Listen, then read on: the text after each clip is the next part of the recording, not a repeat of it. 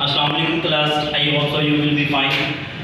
Today we will discuss about related terms which is related to SHM simple harmonic motion से related जो terms है बेटा आपके जो अवेलेबल नोट्स हैं उधर लिखी भी हुई हैं मेंशन भी हुई हैं वो आज हम डिस्कस करेंगे, ठीक है। और ये बहुत ही इंपॉर्टेंट टर्म्स हैं और ये पेपर में शॉर्ट क्वेश्चंस के तौर पे पूछी जाती है, यानी कि vibration, frequency, time period, amplitude, यानी कि एक ही करके ये पूछ लेते हैं, ठीक है।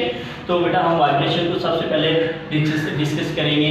तो वाइब्रेशन को डिस्कस करने से पहले हम प्रीवियस लेक्चर में आपको बता चुका हूँ बेटा एक्सट्रीम पोजीशन क्या होती है और मीन पोजीशन क्या होती है, ठीक है ना। जब भी कोई बॉडी को हम एक साइड पे पकड़ के उसको छोड़ देते हैं, रिलीज कर देते हैं जब उसको, तो बेटा वो अपनी मीन पोजीशन की तरफ जाती है, ठीक है।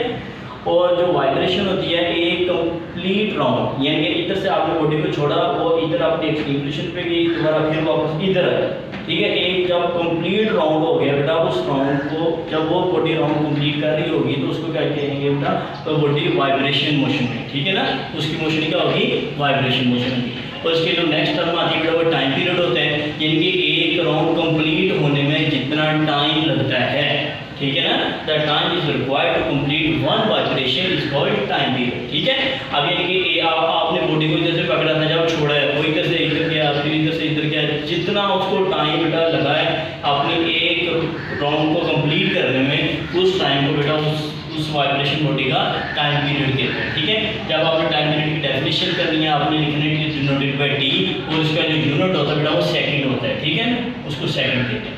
अब जो नेक्स्ट आपकी बेटा टर्म है वो फ्रीक्वेंसी होती है। फ्रीक्वेंसी क्या होती है, ठीक है। जब भी किसी एक पॉइंट में एक सेकंड के अंदर जितनी वाइब्रेशंस कंप्लीट होती है बेटा, ठीक है ना, इन 1 second complete vibration is called frequency, ठीक है। और फ्रीक्वेंसी का बेटा जो सिंबल होता है स्मॉल एफ होता है। आपको पहले बताया कि फिजिक्स के अंदर जब बेटा आपने ये चीज़ें हाईलाइट करनी है, कैपिटल और स्मॉल का आपने बड़ा ध्यान रखना है बेटा, क्योंकि आप देखें आपसे पूछा जाता है फ्रीक्वेंसी को शो करते हैं, आप एफ कह देते हैं, तो बेटा आप कैपिटल एफ भी लिख सकते हैं, लेकिन कैपिटल एफ जो है फोर्स को शो करता है, स्मॉल एफ किसको शो करता है, फ्रीक्वेंसी को शो करता है, ठीक है।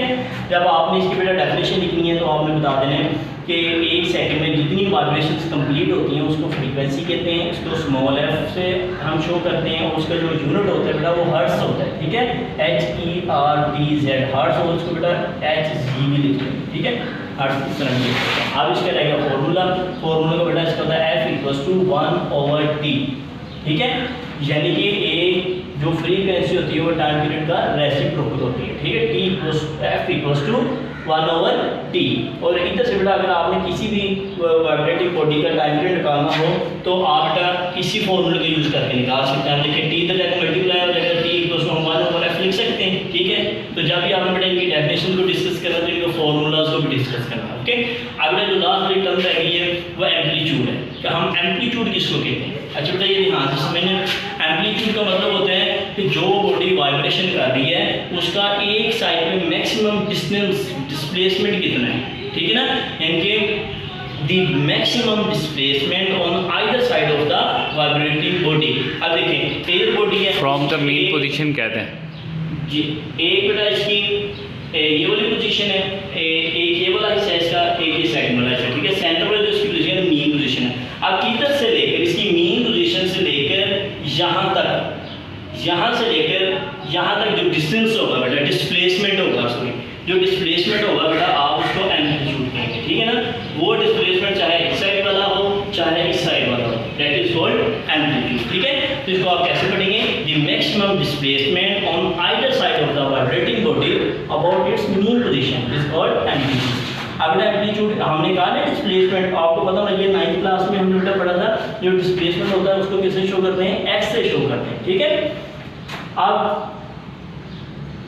x से हम बेटा हाईलाइट करते हैं, x इसका सिंबल है एम्पलीट्यूड का, ये आपने याद करना चाहिए। यहाँ तक बेटा आपकी 4 टिप्स कंप्लीट होती हैं, शॉर्ट क्वेश्चंस के हवाले से याद करनी है आपने सिर्फ, ठीक है। शॉर्ट क्वेश्चन में आती है और ये मोस्ट इंपॉर्टेंट है, और इसमें से एमसीक्यूज भी आते हैं।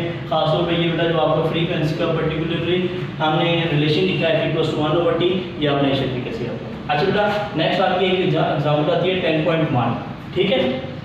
10.1 जो एग्जाम्पल है आपकी, उसके अंदर उन्होंने पूछा आपसे पूछा है कि आपने टाइम पीरियड फाइंड करना है और आपने फ्रीक्वेंसी को फाइंड करना है। ये दो चीज़ें आपने फाइंड करनी है, जबकि आपको जो लेंथ है वो 10 मीटर दी गई है, ठीक है। ये दो चीज़ें आपने फाइंड आउट करनी है, ठीक है बेटा। तो सबसे पहले हम देखें, अभी हमने जो फॉर्मूला डिस्कस किया है टाइम पीरियड निकालने का भी और फ्रीक्वेंसी को भी निकालना है, ठीक है। हम सबसे पहले ऊपर इसका डाटा लिखेंगे, हमने टाइम पीरियड निकालना है और जैसे आपको 9th क्लास में बेटा बताया था कि पहले गिवन डाटा लिखेंगे, फिर रिक्वायर्ड लिखेंगे, फिर फॉर्मूला लिखेंगे, फिर सोल्यूशन की हेडिंग करेंगे, उस तरीके से आपने ये न्यूमेरिकल करना है। लेकिन इन शॉर्ट में आपको ये बता रहा हूँ, ठीक है। तो बेटा सबसे पहले हम फॉर्मूला लिखेंगे एज वी नो डैट के अंदर बेटा आगे फॉर्मूला लिखेंगे। सबसे पहले आप इसका बेटा टाइम पीरियड निकालेंगे, टाइम पीरियड, और ये केस बेटा उन्होंने ना सिंपल पेंडुलम के रिस्पेक्ट पूछा हुआ, सिंपल पेंडुलम, क्योंकि इन्होंने लेंथ दी हुई है ना, हमें लेंथ दी हुई है, तो इसका मतलब बेटा ये जो न्यूमेरिकल है इसके अंदर फॉर्मूला किसका यूज़ होगा, सिंपल पेंडुलम का यूज़ होगा। अगर इधर मैथ दिया होगा तो वो मैथ स्प्रिंग सिस्टम का फॉर्मूला यूज़ होगा, ठीक है। तो आपने इधर लिखना है as we know that the formula the simple pendulum is, अभी हमने डिस्कस किया था t = 2πL/g, ठीक है। अब आपने इसको इक्वेशन नंबर 1 कह देना है, उधर वैल्यू पुट करनी स्टार्ट कर देनी है, t = 2π लिख लेंगे। और बेटा जो L है इसकी लेंथ है, लेंथ कितनी दी हुई है, 10 मीटर दी हुई है आपको, ओके। तो g की वैल्यू आपको पहले बेटा मैं ऑलरेडी प्रीवियस लेक्चर में हमने ये चीज़ डिस्कस की थी, जो g है क्या है, ग्रेविटेशनल एक्सेलरेशन है, ठीक है। इसकी वैल्यू कितनी होती है, 10 होती है। ये हमने दोनों वैल्यू पुट कर दी है, इसको 10 से कैंसिल हो जाएगा, 2π × 1 का स्क्वायर रूट रहेगा। इसको जब आप बेटा सोल्व करेंगे तो ये आई थिंक आपका आएगा 1.99 सेकंड, ठीक है। ये आपका, इसको आपने कैलकुलेटर से हल कर लेना बेटा, सोल्व कर लेना है, तो ये आपका टाइम पीरियड निकल आएगा, ठीक है। तो अभी मैंने बेटा आपको बताया था जब आपने फ्रीक्वेंसी निकालनी वो टाइम पीरियड का रेसिप्रोकल होती है। आपने सेकंड वाला इधर बेटा हेडिंग देनी है, अब आपने टाइम पीरियड निकाली, आप क्या निकालना है, फ्रीक्वेंसी। तो फ्रीक्वेंसी क्या है, f = 1/t, तो इधर बेटा आप 1/t, t की वैल्यू कितनी है 1.99, इसको पुट करेंगे बेटा 0.50 इसकी वैल्यू निकल आएगी। जब आप डिवाइड करेंगे फ्रीक्वेंसी में हर्ट्ज होता है, ये आपने क्लियर।